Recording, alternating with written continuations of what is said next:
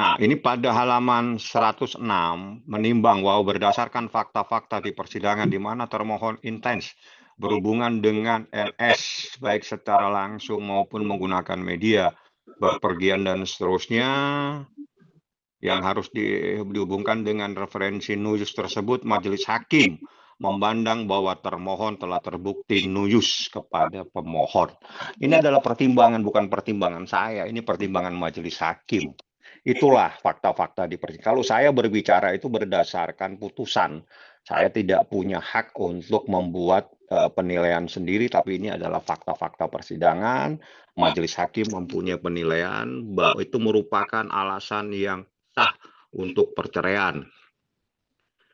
Gitu, bahwa termohon telah terbukti nuyus kepada pemohon, artinya durhaka kepada seorang suaminya. Seperti itu yang terpenting.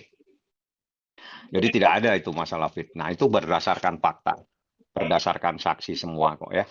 Tapi kan Bang maksudnya di sini mungkin Paula merasa kenapa mesti harus dibongkar, kasihan anaknya. Putusan terbuka untuk umum. Yang kedua, tidak pernah kita membongkar apa-apa. Ini kita hanya menyampaikan putusan. Putusan ini terbuka untuk umum, artinya boleh disampaikan. Dan itu pun tidak disampaikan siapa saksi-saksinya. Hanya fakta-fakta di persidangan ditemukan fakta bahwa memang ada sesuatu terkait dengan adanya perselingkuhan. Dan itu terbukti secara sah dan meyakinkan berdasarkan bukti tertulis, berdasarkan saksi. Seperti itu. Jadi itu bukan kemauan saya, tapi itu adalah fakta persidangan dan itu adalah penilaian hakim atas fakta-fakta di persidangan, penilaian majelis hakim atas bukti-bukti yang ada di persidangan, seperti itu.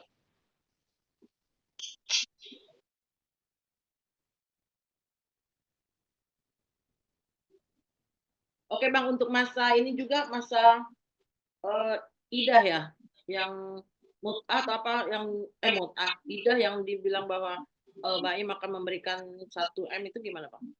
Ya, itu kalau itu menjadi pertimbangan dan putusan, saya pasti akan minta Baim kalau perkara ini sudah selesai ya harus dilaksanakan. Apapun putusan pengadilan harus kita laksanakan. Bagi Baim itu bukan persoalan. Yang penting dia pada saat ada keputusan dinyatakan bahwa ada sebuah perselingkuhan terbukti nuyus, itu bahwa apa yang disampaikan Mbak Im Wong pada tahun lalu, seingat saya di Oktober kalau nggak salah ya, kalau salah saya mohon maaf, bahwa benar. Akibat dia mengajukan gugatan cerai karena adanya perselingkuhan yang dilakukan oleh termohon yang dengan seseorang berinisial NS. Seperti itu. Itu kalau seingat saya tahun lalu itu disampaikan dan itu terbukti di persidangan secara sempurna. Jadi nggak ada fitnah-memfitnah di sini karena kalau memfitnah itu tidak ada bukti, tidak ada saksi. Ini ada saksi yang melihat, saksi yang begini dan sebagainya. Ada bukti percakapan, ada semua lengkap karena saya mengajukan sekitar 86 bukti tertulis.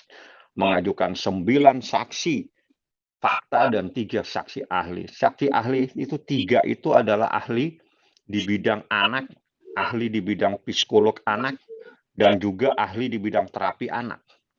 Kenapa itu saya munculkan semua? Itu atas permintaan Muhammad Ibrahim pada saat melihat anaknya trauma. Bagaimana caranya menyembuhkan anak ini supaya dia tidak trauma terhadap termohon? Maka dipanggillah dokter untuk menyembuhkan.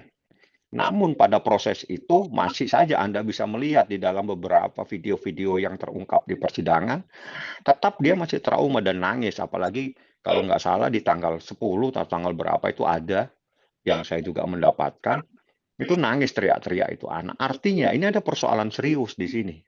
Persoalan serius di mana ada seorang anak yang ketakutan. Inilah sebetulnya yang harus disembuhkan. Jadi bukan menyalahkan sana sini, ini yang harus diperbaiki. Gitu loh. Itu saran saya. Jadi bukan terus menyalahkan sana sini. Harusnya memperbaiki diri. Ada apa yang terjadi? Baim itu sudah ikhtiar. Bagaimana caranya anak ini bisa dekat kembali. Seperti itu. Itu yang saya tahu. Kenapa sampai muncul 3 ahli. Itu ahli dengan cara yang sendiri. Itu ahli sendiri-sendiri. Dalam rangka untuk mengobati anak yang dalam keadaan trauma. Seperti itu. Artinya benar bahwa adanya pihak ketiga ya Bang?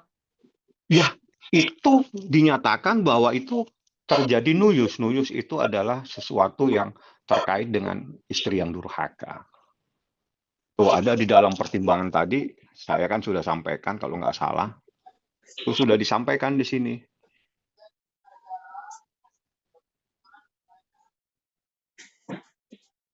Pada halaman 106,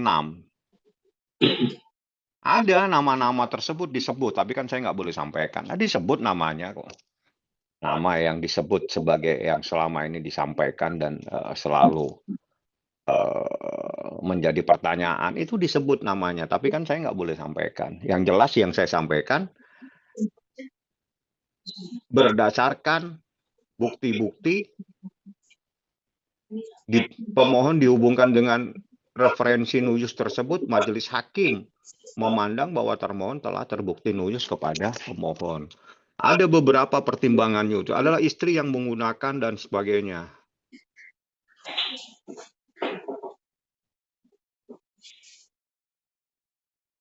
Nuyus adalah kedurhakaan seorang istri terhadap suaminya dalam hal-hal yang diwajibkan baginya untuk taat kepadanya. Jadi artinya ini adalah referensi yang diajukan majelis hakim. Jadi nuyus itu adalah seorang istri yang tidak taat kepada suaminya, seorang istri yang durhaka. Itu referensinya ada, dan ini ada kutipan-kutipan beberapa pendapat, dan juga kalau tidak salah ini adalah ada Dal Fikir dan segalanya, beberapa ada juga pendapat-pendapat dari Maktabah, banyak macam lah ini pendapat. Nah, itu pendapat majelis hakim, dia mengutip beberapa pemahaman tentang nuyus. Nuyus itu sebagaimana yang disampaikan. Itulah ya. Jadi ini beberapa pendapat untuk taat kepada suami. Jadi istri diwajibkan taat kepada suami. Ini pemahamannya, dan itulah yang dijadikan dasar oleh majelis hakim. Jadi bukan kemauan majelis hakim, tapi semua ada rujukannya, ada dasar hukumnya, ada fakta-faktanya. Faktanya adalah saksi, ada ahli, ada bukti tertulis, sebanyak 86 bukti tertulis seperti itu.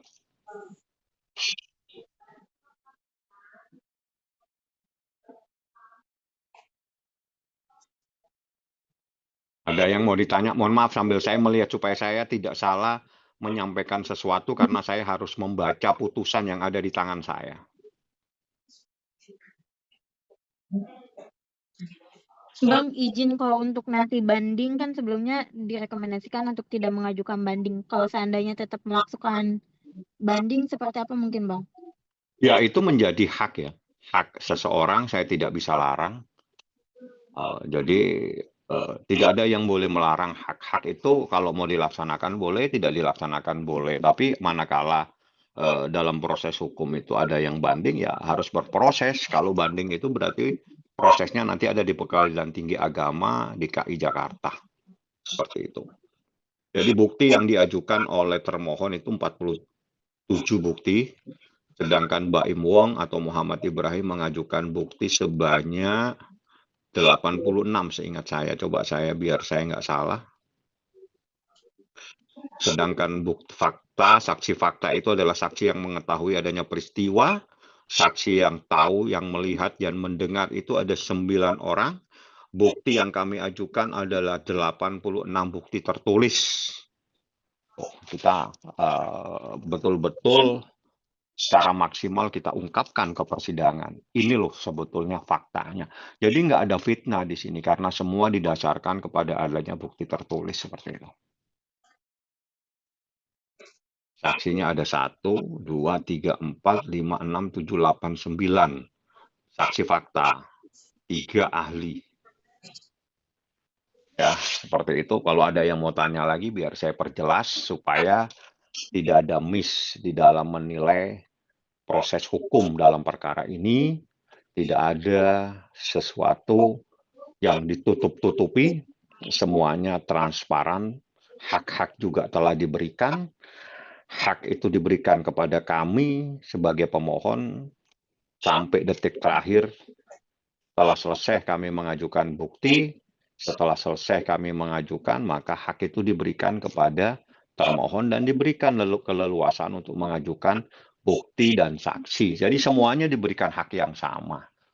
Itu nggak ada sesuatu yang istilahnya itu apa tadi bahasanya yang seingat saya fitnah, nggak ada yang difitnah karena ini berdasarkan bukti semuanya. Seperti itu ya. Bang,